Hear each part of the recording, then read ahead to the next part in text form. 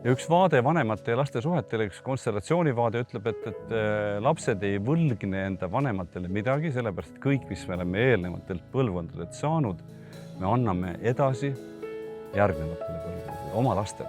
Ja ma olen nõus sellega, et kui sa neid vanemaid hooldad või aitad, et siis tee seda ainult armastusest, aga täna taas pärast vanemate lahkumist mõtlen, et ma ei ole selle vaatega päris nõus.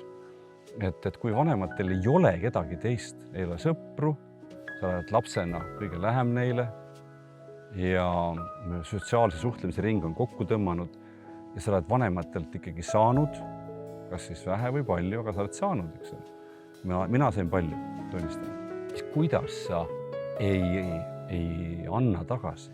Kuidas sa siis nagu ei hoolitse?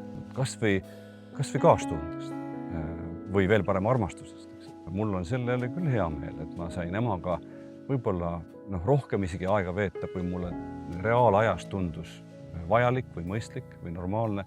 Ja sellest lähtuvalt saan ma öelda, et ma sain piisavalt neid koos oldud aega. Ja tänu sellele mul ei ole millegi pärast kahju tarvis tunda. Mul pole tarvis tunda süütunnet ega kahetsust.